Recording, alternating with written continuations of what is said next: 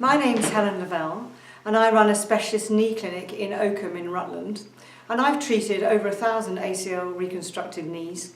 My particular interest is to see whether it's possible to prevent these injuries from happening in the first place, and there is some evidence that leads us to believe that it is possible with specific training. So the first thing I'm asking you to do is to think about the predisposing factors to injuring your cruciate in the first place. Unequivocally, genetics make a difference, but you can't choose your parents, so there's not too much point in worrying about it. You can, however, ask yourself whether or not you're lax jointed. Loose joints dislocate more easily, be it the knee or the shoulder. So ask yourself, can you get your palms to the floor when you lean forward with your legs straight? Can you bend your thumbs back to touch your own arm? Do your elbows hyperextend, your knees hyperextend? Because if the answer to those questions is yes, then you're at the loose jointed end of the spectrum and you're carrying more risk if you undergo rotary sport or contact sport. And finally, what sports are you choosing to do? I've never had an ACL bust knee from someone who was a rower. It's the football, hockey, cricket, it's the turning things, netball, basketball, especially sports that involve wearing studs. It's tempting to think that other people injure your knee for you. No, they don't. 4 out of 5 bust ACLs happen intrinsically. That means that you do it to yourself, usually by turning. Only 1 out of 5 is in contact with somebody else. Of course, skiing is the most dangerous thing of all, because you strap planks to your feet and slide down a mountain. The turning involves huge levels of torque. However, it's such good fun and everybody loves to do it, so I completely understand why people want to go skiing. So now what can you do to ameliorate those risks? The first thing to ask yourself is, how fit am I? So my baseline level of fitness that I require of my players, particularly if they're going to play football, hockey or rugby, is that they can run 5 miles in 40 minutes. I'm spectacularly old and I can do that, so I don't think that's difficult. And I think every 25-year-old ought to be able to do that. Of course, all these sports that involve chasing a ball have sprint moments, but you do need the attrition. You do need for your body to be able to cope with long levels of effort, and that's the baseline that I use. Then ask yourself, how strong am I? Is my power to body weight ratio good enough to protect my knee? And we're going to show you in this film some easy tests to see whether you are strong enough or not. And then finally, it's the skill level, because the more skillful you are at whatever it is you do, the less likely you are to get injured, providing you are functioning within yourself. Every time you go up a level, so if you're a county player and you start playing nationally, the risk factors are much higher because you're out of your comfort zone. But what we're trying to do is to lift your skill level so that you are more often in your comfort zone. So in injury prevention, what we're trying to do is acclimatise your body to that which it's going to have to do when you do your sport.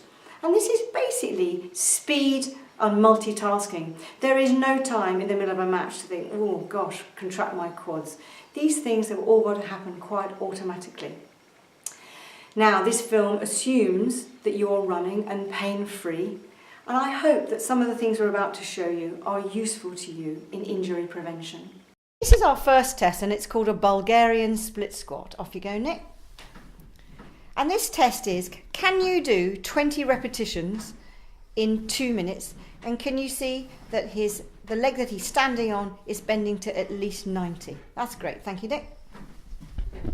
The second test here is a pistol squat and Nick's going to demonstrate it for you. Now these are ludicrously difficult. If you can do this, your power to body weight ratio is fabulous. So I wouldn't stop a player playing just because he couldn't do this, but I do expect the Bulgarian split squat. Thank you, Nick. Here's our third test. It's called Nordic hamstrings. What Nick's going to do is to lean forward where his hamstrings are working really hard to control him, and back he comes. And I want really a 40-degree angle at least, and I expect him to be able to do 15 of these. That's great, thank you, Nick. I love this drill and use it a lot. It's called sprint intervals. And what Nick's going to do is to jump on and off the treadmill when it's running. And it's very, very good for developing speed, but also balance and bravery.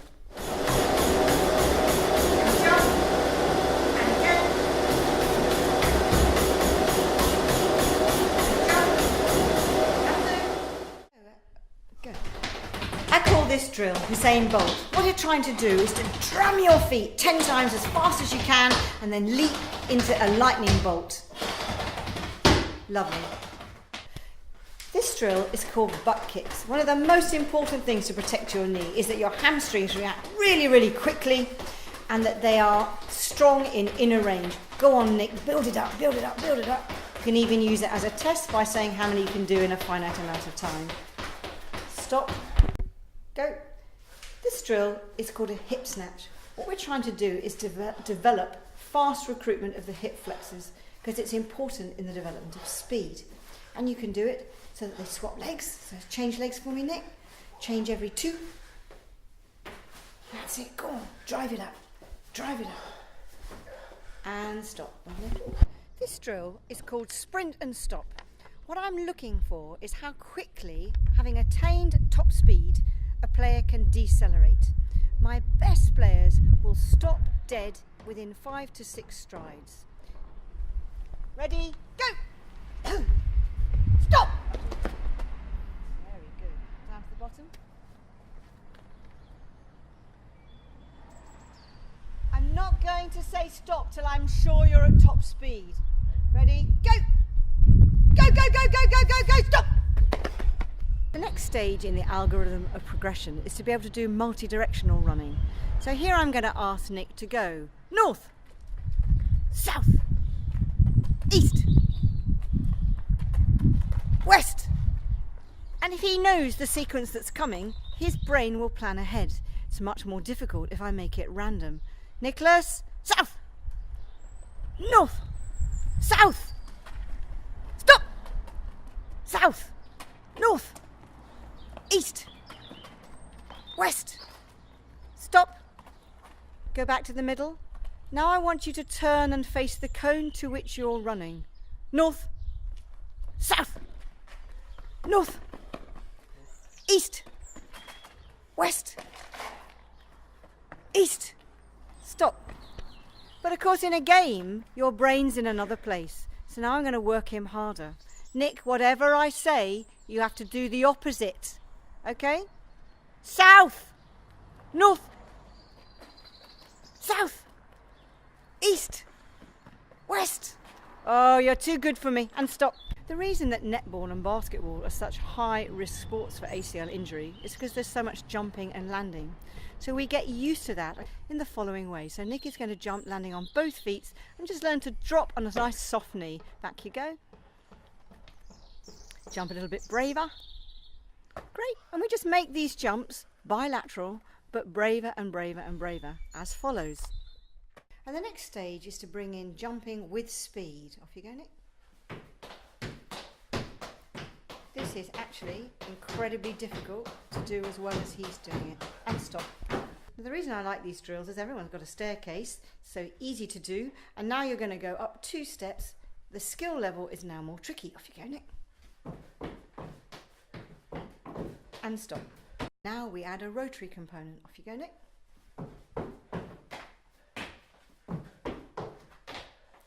And stop. It's much more difficult if you have to hop it. And stop.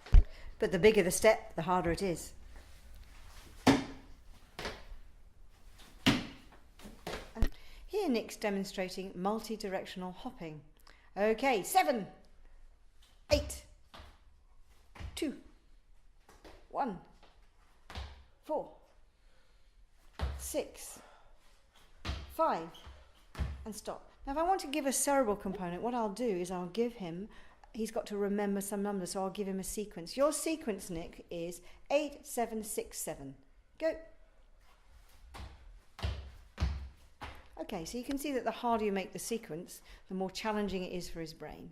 So now I'm showing you just one of the many drills that I use to incorporate automatic pilot. So what I'm going to get Nick to do is to do a step routine that he knows. I like this one because it involves turning. It's an important skill to have to protect your ACL, to be good at turning. And stop, but we're going to make it more tricky for him by asking him to sing while he does it. Off you go, Nick. Today is going to be the day that I'm going to throw it back to you. But you should have somehow realised what you're going to do. And stop, that's lovely. Now, this is really tricky. On every 8th step, He's got to sing, but also count, because on every 8 step he's going to change direction. Here we go. Today it's going to be the day that we're going to throw it back to you. By now you should have somehow realised what you got to do. I don't believe that anybody feels the way I do about you now. And stop. You've seen a small sample of the kind of drills that we use at Excellence Physio to return our ACL injured or ACL reconstructed players back to play. There is evidence that this type of speed, quickness, agility work protects against ACL injury, and I hope that you've found it useful and that you're going to go forward now and practice and improve your skill level in your own sport to be the best player that you can be.